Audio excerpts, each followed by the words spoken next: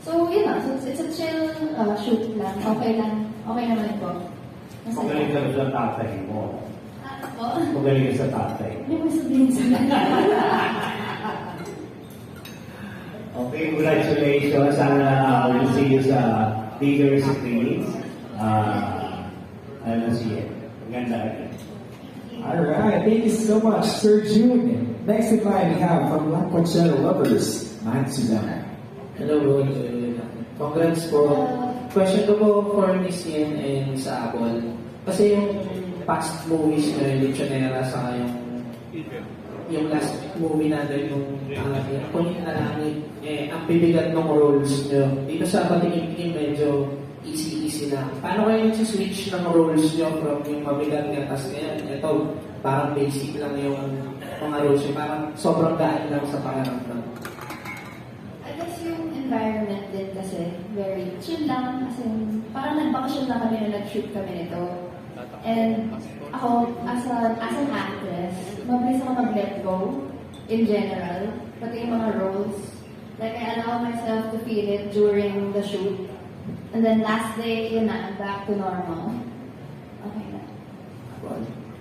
Same. Then, nilalag ko lang din yung character ni Josa as, actually, ito yung nauna before the Kunik. So, parang lumabas na siya medyo late sa Kunik. And after that, nag-focus na ulit for the yung character. Tapos yun, ilalabas ko na rin siya na parang natural na actor. Follow-up question na naman sa tatlong girls. Kasi meron kayo itong girl-to-girl scene, di ba? Ano bang mas mahihirap sa inyong gawin? Yung girl-to-girl o yung ang partner nyo is girl-to-boy? Mas madali ba yung girl-to-girl para sa inyo? Ako, to be honest, nung ginawa ko yan sa Lampas Langit, sobrang hindi ko po talaga kaya. Hirap na hirap ako. Pero kaibigan ko din naman po talaga si Christine. Pero nung ginawa ko dito sa moving to, wala lang, naging normal lang po talaga siya sa akin. And na-realize ko, nga na, mas madali pala yung girl to girl. Kasi iba't ibang guy yung nagiging partner mo every movie. For me, ako Emmy naman, since in real life, I like women naman, like gagandahan, na-attract ako, but I wouldn't really be in a relationship with one. So I can recognize that. Mas preferred ko yung girl to girl since mas comfy yung alam kong hindi ako binabastos. So like, walang thoughts na gano'n. Kasi aware pa rin naman ako eh. Kahit, especially with love scenes with guys, I know how guys think. I'm just doing work, but diyan ka lang, do your job. Like, may boundaries lang. I set my boundaries kasi I don't want them to feel na porket ginagawa ko ito, pwede mo kong pag-isipan ng ganyan. Yun. For me, both is fine.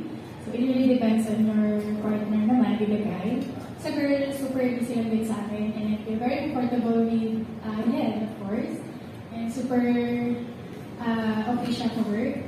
Sa mga guys naman, it depends. But for now, everyone is fine naman sa mga nakapartner ko.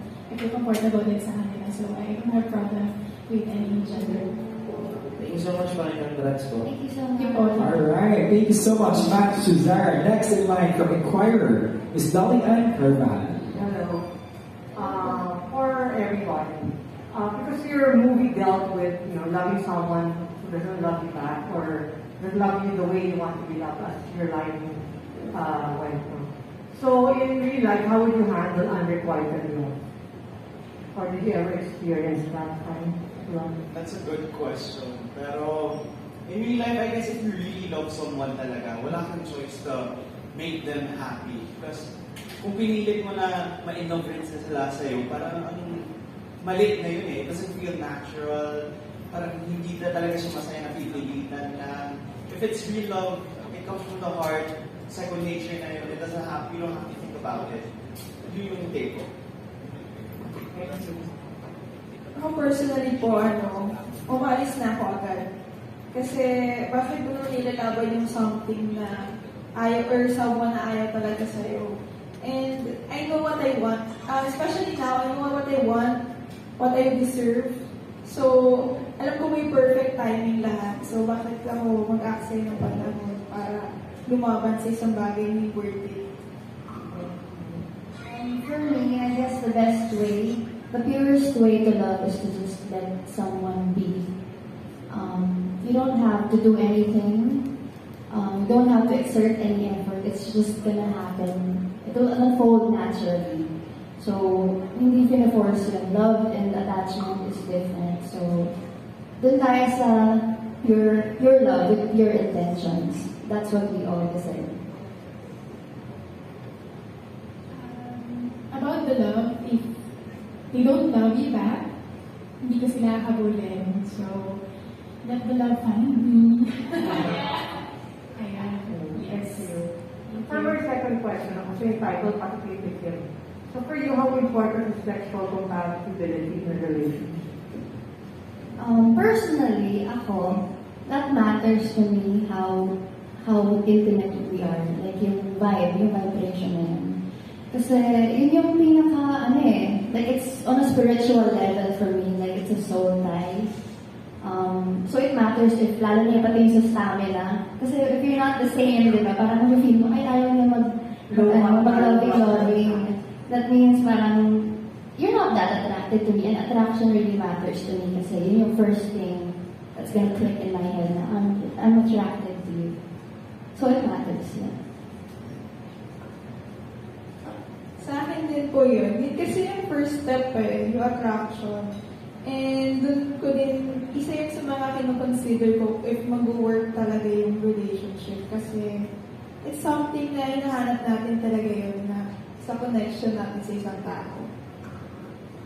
Same with the girls, it's something I look for. It's something it starts with a spark kasi, and then you guys kind of click. I mean, sexual compatibility. Yeah. So it's not too important, but it's up there. You know, that's how you guys start. Attraction's really how you get to walk to someone and like ask how they are. You know, and so attraction to me is like up there also. But of course, like kailangan mo yung pare, kailangan marunong makasama, may morals, ganun pa rin. But yeah, attraction is important. Yeah, important. For me, sexual compatibility is very important. Kasi para sa akin, gusto ko yung gulo-gulo pa sa isa't isa eh. Mas okay yun. Kaysa yung you feel that mandatory yung ginagawa mo. Ay, kasi kailangan namin gawin to stay in the relationship, to stay stronger. Pero for me, I want that naturally ma-feel ng isa't isa. Click kayo in all levels, but it's not good in bed. No, na yun. Yes. Same for everyone. Thank you, and good luck to everyone. Alright, thank you so much, Ms. Dolly and How next, we have from People's Journal, Eugene Assis. Hi, good morning. Hi, Ian. I'm here. I'm video. Hello po. Yeah. Yung sinabi mo kanina, yung if you have a sexy scene or sex scene or whatever, parang ang feeling mo kailangan yung respect na nararamdaman mo talaga dun sa kapartner mo, di ba? But ilang beses mo nang nararamdaman na parang walang respeto sa iyo ng kapareha? Or how do you feel it? Well, so far, wala pa naman talaga. Kasi you will never really know people's intentions, you know. For me, hindi ko na lang iniisip. Though I overthink sometimes na baka ibinabastos na ako nito. Pero so far, wala pa akong experience. All of the partners I've had, they're very maalaga, and I communicate to them my boundaries na don't touch this part, don't touch me here, don't. Ganun. Yun na po. Thank you. Question din is para sa kay Apple at kay Chloe.